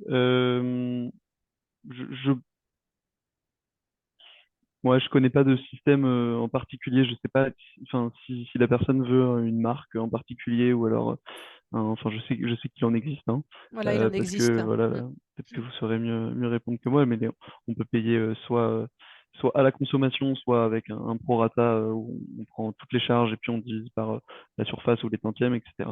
Mais en tout cas, oui, c'est possible. Ok, Juste merci. pour compléter cette partie-là, Oui. ça dépend pas si on est SCPC ou pas. La difficulté du comptage individuel dépend de la façon dont les tuyaux sont distribués dans les appartements. Et en fait, effectivement, je pense qu'il y a une des personnes qui doit avoir des appartements avec ce qu'on appelle des évaporateurs ou des systèmes évaporatifs qui se mettent sur les radiateurs pour compter radiateur par radiateur. Et ça, c'est compliqué pour essayer de faire la répartition des frais de chauffage. Pour ce qui est de l'eau chaude sanitaire, ce n'est pas lié aux déperditions. Et la seule façon dont qu'on pourrait, autre que de répartir au millième, c'est de faire effectivement du comptage de débit d'eau chaude sanitaire et de volume d'eau chaude sanitaire consommé par appartement. C'est possible également, mais c'est pareil, ça dépend de la façon dont ont été distribués les appartements. Sur les anciens, c'est délicat. Les distributions, c'est des colonnes et vous avez les colonnes qui traversent tous les appartements. Donc, il y a un ou deux radiateurs par colonne. Et faire de la répartition, à part mettre des évaporateurs dessus ou des systèmes évaporatifs, il n'y a pas beaucoup d'autres solutions. Si vous êtes dans des appartements plus modernes, mais à Paris, il y a des solutions techniques qui permettent de le faire, de la répartition individuelle, mais ça reste depuis 1990, quoi, on va dire, mais pas avant. Voilà. Merci. On va encore prendre 2 ou 3 questions il est 20 heures passées. Comment supprimer les ponts thermiques au niveau des dalles de balcon et comment faire voilà, quand on est sur les balcons et les baies vitrées qui sont sur balcon. Donc pour vous redire la question précisément, comment supprimer les ponts thermiques au niveau des dalles de balcon sur ITE sur bâtiments existants? Et l'autre question dans le même esprit, ma copro va faire une ITE, mais ne va pas faire les balcons aux baies vitrées. Confirmez-vous qu'il faut faire l'isolation au moins des tours de baies, comme vous en avez parlé? Ouais, je vais juste prendre la parole. Alors, Oui, merci. les balcons, la meilleure façon, c'est de les couper. Si vous voulez plus de pont thermique, c'est de les couper et de mettre de l'ITE dessus. Ça, c'est une solution radicale. Et il existe des solutions de balcons rapportés. Malheureusement, c'est très difficile, hein. L'ITE ne coupe pas tous les ponts thermiques, hein. Donc, et pour les balcons, vous n'y couperez pas.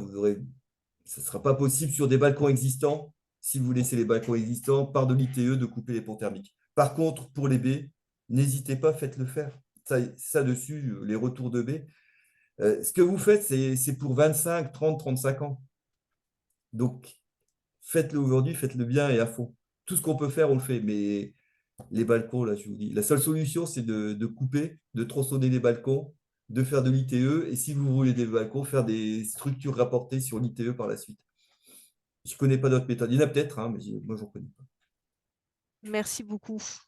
Je pense qu'on va terminer peut-être sur ce qui est préconisé sur les toitures, les fenêtres de toiture et les toitures en zinc. Qu'est-ce qui est Oui, préconisé j'ai pour vu la isoler? question sur Voilà. fenêtre Donc, isoler une fenêtre, ça revient. En fait, il y a deux systèmes. Le mieux, c'est de la changer, hein. Quand on dit isoler une fenêtre, c'est de le changer. Donc, faut faire appel à un menuisier pour ça. Et du coup, on peut mettre le plus classique, c'est quand même des Velux, hein. Sûrement avec déclaration préalable pour ça. Et si c'est pas possible, dans certains cas, et il y a le cas des doubles fenêtres, c'est-à-dire on garde la fenêtre initiale et on vient apposer une fenêtre dans l'épaisseur du mur, une fenêtre supplémentaire. Comme ça, on garde toujours la première fenêtre en façade. C'est pas très pratique. Et après, sur l'isolation des toitures en zinc, bah, il n'y a pas de, il y a pas de contrainte particulière, juste le zinc. La différence avec une toiture tuile ou ardoise, c'est que c'est très peu ventilé, parce que voilà, c'est une couverture continue. Du coup, soit il faut prévoir une lame d'air ventilée pour le confort thermique de 4 centimètres avec des chatières à certains endroits. Comme ça, en été, bah, en fait, on a le vent qui va pouvoir un peu ventiler cette zone qui est à 70 degrés parfois. Euh, mais on n'a pas toujours 4 centimètres de marge.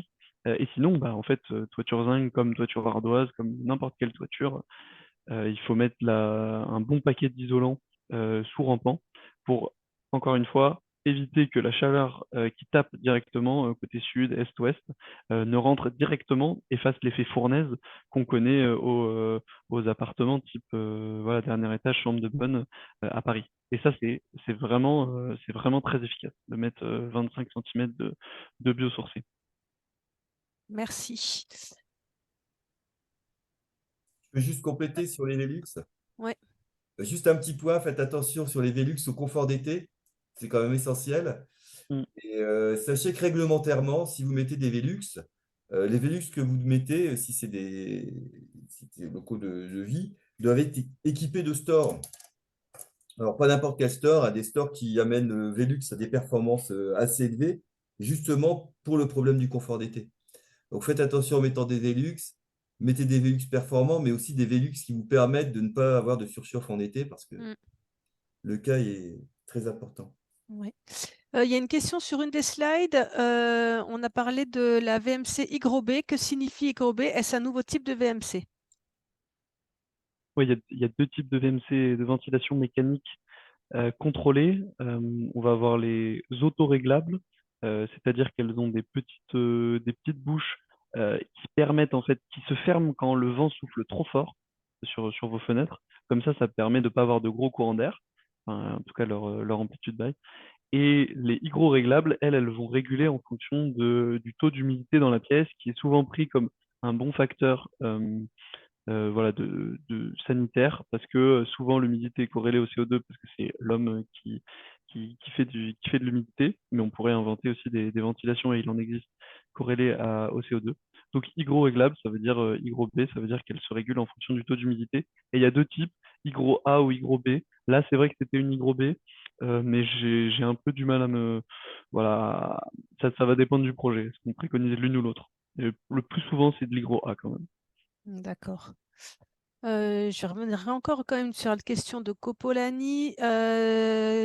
Quels sont les isolants pour le calorifugage quand les tuyaux sont très rapprochés l'un de l'autre au niveau de l'immeuble et les doubles vitrages pour protéger à la fois du froid et du chaud? Alors, le calorifugage d'abord.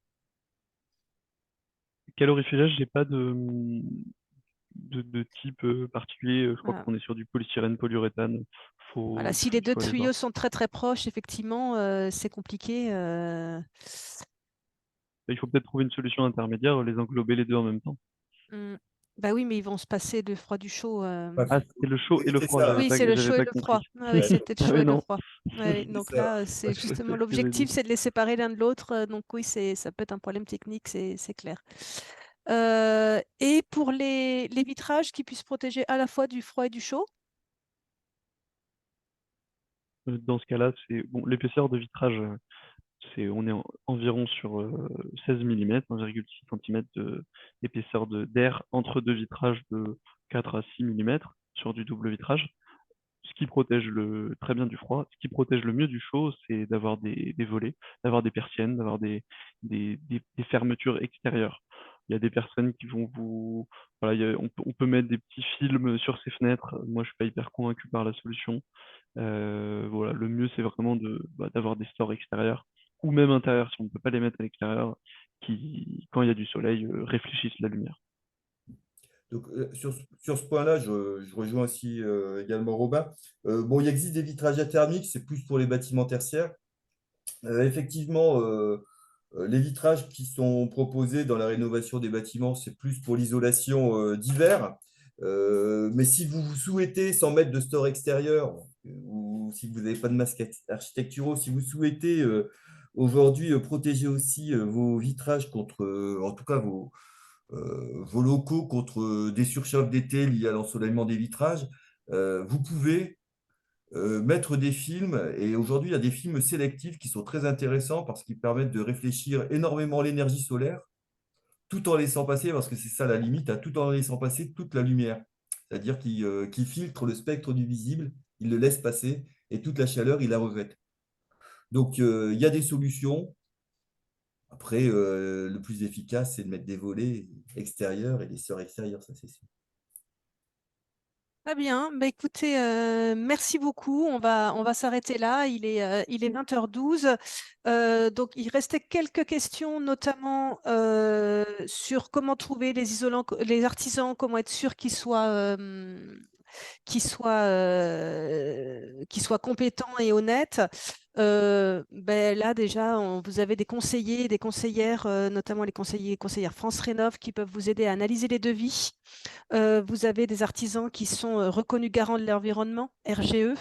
Donc, il y a quand même des garde-fous qui sont là. Cela dit, c'est vrai qu'il peut y avoir aussi de la fraude. Donc, il faut quand même être attentif à ça et vraiment n'hésitez pas à faire appel à nous pour vous aider à voir un petit peu ça. Vous avez posé des questions aussi sur les aides financières. Donc, ce n'était pas l'objet de ce webinaire aujourd'hui. Tu peux arrêter ton son, s'il te plaît, parce que ça fait un écho. Merci. Donc, ce n'était pas l'objet du webinaire aujourd'hui, mais ça, on peut vous conseiller et on peut vous informer, nous ici à l'Agence parisienne du climat, et aussi des entreprises qui font de l'assistance à maîtrise d'ouvrage comme Itac Rénovation ou autres. On est tout à fait au courant et on fait régulièrement, nous, des webinaires sur ces sujets-là. Donc, on pourra vous renseigner. Même chose sur le coût d'un audit d'un immeuble. Donc là, on est en copropriété. Donc, pour connaître ça et pour se lancer dans cette démarche-là, sélectionner les bons devis avec le bon cahier des charges, vraiment, la porte d'entrée, comme on vous le disait en introduction, c'est inscrire votre copropriété sur Coach CoPro et vous aurez des conseillers, des conseillères qui seront vraiment là pour vous orienter vers les professionnels et vous aider à comparer les devis qui vous seront proposés. Voilà, je laisse Eric faire la conclusion et je remercie beaucoup nos deux intervenants. Et merci à tous les participants également. Ben, je crois qu'on a eu une conférence qui était très riche. J'ai moi-même appris pas mal de choses. C'était très intéressant et je pense que tous, vous pourrez revoir bientôt cette vidéo. Elle vous sera distribuée à tout le monde. Et puis vraiment, encore un merci à nos deux intervenants et à la qualité des réponses pour les questions qui étaient pour certaines assez pointues. Merci et au revoir à tout le monde. Merci Au à revoir, tous. merci Au beaucoup. Au revoir. revoir. Merci. Bonne soirée.